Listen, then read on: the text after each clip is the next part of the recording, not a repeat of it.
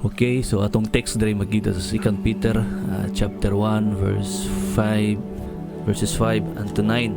So ang tema igsoon possessing the qualities of our Lord Jesus. Ang bagabasahon diari no. For this very reason, make every effort to add to your faith goodness unto goodness, knowledge unto knowledge, self-control unto self-control, perseverance unto perseverance, godliness unto godliness, brotherly kindness unto brotherly kindness, love.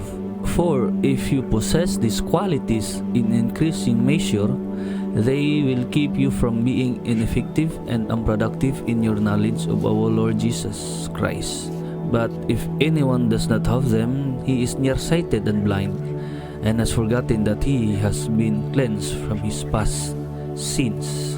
So ikso na to bagisgutan karon nga diin nga ningon si Apostol Peter.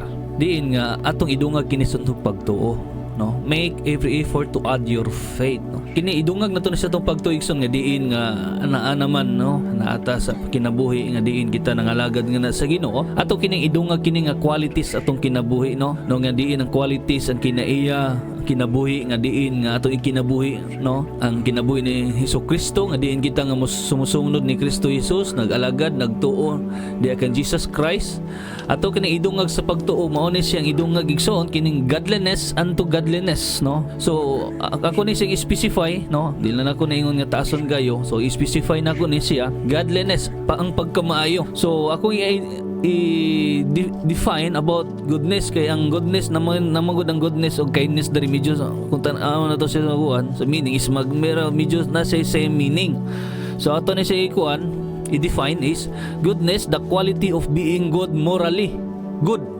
So sa atong kinabuhi igsoon ang moral na to, no, nga diin maayo ang atong kinabuhi, no. So ang tuyo nga diin nga gigta giluwas kung atong ikuan sa Ephesians 2:8 nga diin pinaagi sa grasya sa naluwas kita. So diha nga giluwas man kita, so pinaagi sa pagtuo atong ikinabuhi ang pagkamaayo, no. Maayo ka nga Kristohanon mao na nga atong ikinabuhi nato, no, which is diya sa from the church, from the house, sa community. Ipakita nato nga anaa ang quality ni Hesukristo sa ato ang kinabuhi. And letter B, knowledge unto knowledge. So dili man ta motubo igsoon kun diha lang sa kadalanan sa secular nga school o sa dapita, but mag-grow kini into the word of God pinagi sa pulong sa Ginoo. Masayra nato ang good news, ang gospel, ang kahibalo nato sa pulong sa Dios. Kinahanglan man gud, no, nga kinahanglan aduna kita kahibalo. Tanawan nato no yung proverbio nga mas bililon pa kaysa plata o sa bulawan ang kahibalo nga atong magatunan sa pulong sa Ginoo. Diha man gud nato masabtan masayra ng good news, ang gospel,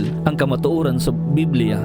Diin nga naimadunggan nato nga ang kamatuoran ara sila ang kamatuoran, pero atong masabtan mahibal-an nato igsoon through the good news, the gospel which is written, no, gisulat sa mga apostles.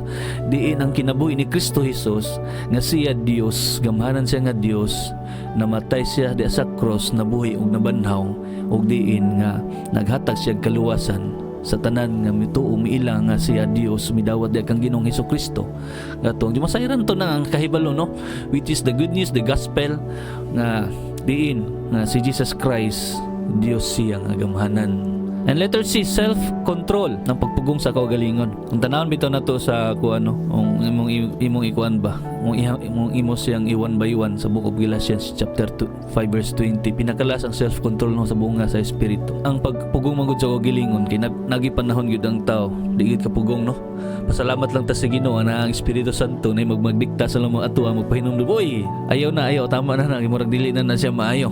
Pugngi mong kaugalingon, no. Salamat ano kinaa ang kuan ko sa atong kaugalingon lang nato, nahuna lang nato, di atong balansyon pag ay di ginato kaya kung atong kaugalingon atong emosyon, no, mo kuanta kay limitado lang man atong unahuna ang atong emosyon.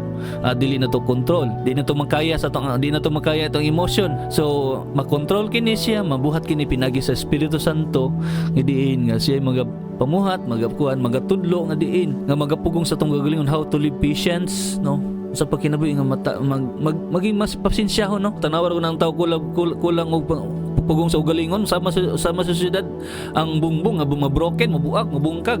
So inana po ng kinabuhi sa tao kung di ta kapugong sa ugalingon, masuko dayon tab, dahil kasuko manumbag dayon Mao na lisod kayo diha, dili na siya maayo. Tumba, masumbagan. O sa panadiha kung di ta kapugong, no? Kung init ang isa, mag-init pug ka. Kinahanglan ng pagpugong sa kaugalingon igsoon, no? Although napa may laing mga definition about pagpugong sa para sa nang mga kinabitaw mga butang nga dali ra kita mainggit, maibog sa mga butang. Makakita ta kuan bisag wala ta di maningkamot gid ta, di ta kapugong sa kaugalingon aron nga mapalit gid nato, no? Kinahanglan nga napoy self control within nga diin sa budgeting, no? Sa finances, di lang guys about sa self na to, no? Sa ego. So mga na-exo, no? Nga din kinanglan, no? Ang self-control.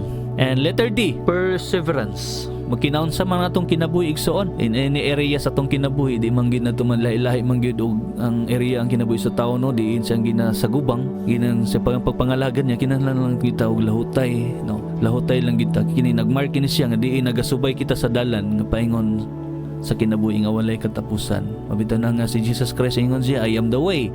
So kini lang nga word nga I am the way nata sa dalan nga ginasubay nato, no? Nagsubay ta diha aron makadto ta sa amahan pinagi da ni Kristo Jesus. Ingon siya si Kristo Jesus ang dalan kamatuoran ug ang kinabuhi. So which is I am the way. Kini nga dalan nga tong gisubay igsoon ato gining ano, no, kay si Jesus Christ bitaw.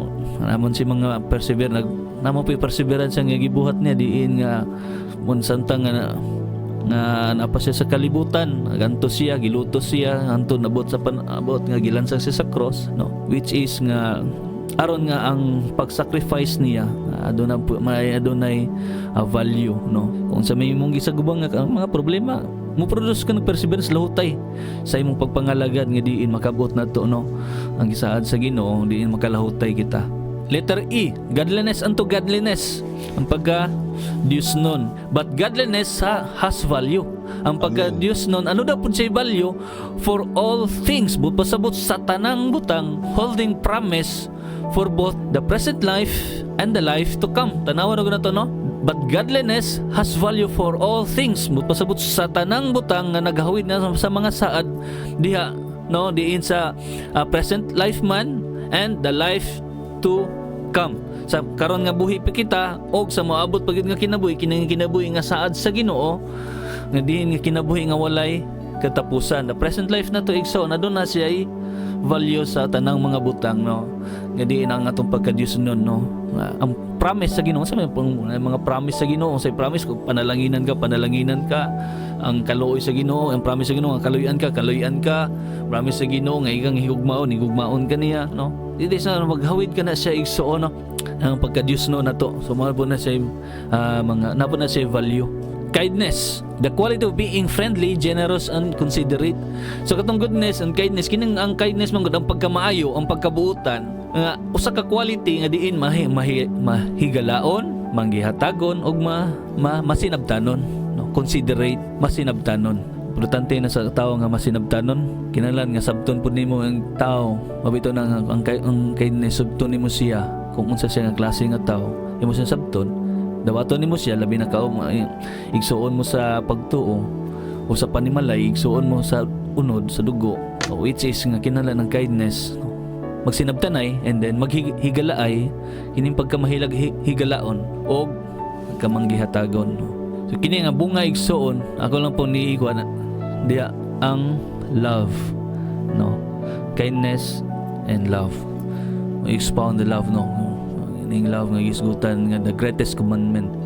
So the first of the greatest commandment is love your God with all your heart, with all your soul and strength and mind.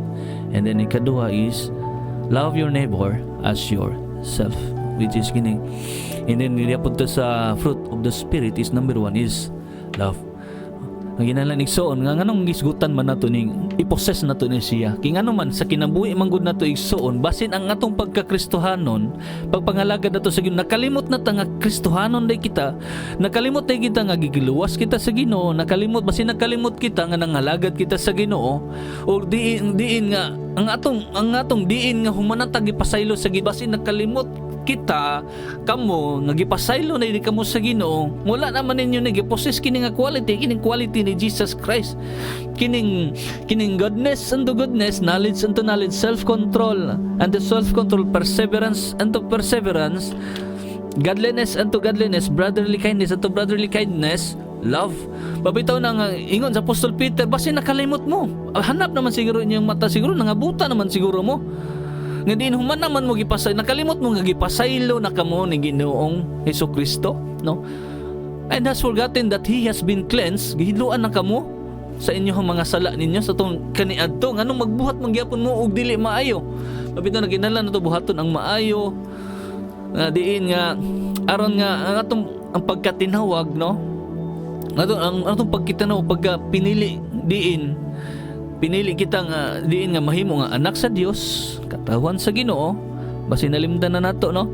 Mabitaw na nga kinahanglan mao na nga ako na siyang gi-specify kay basin nakalimutan nga human na kita ginluan atong sala gipasaylo sa ni Ginoong Hesukristo. So mao na igsuon, no? Kinahanglan nato i-possess kini nga qualities. Nag-remind ni sa to nga basin na wala na nato ni siya nabuhat, no?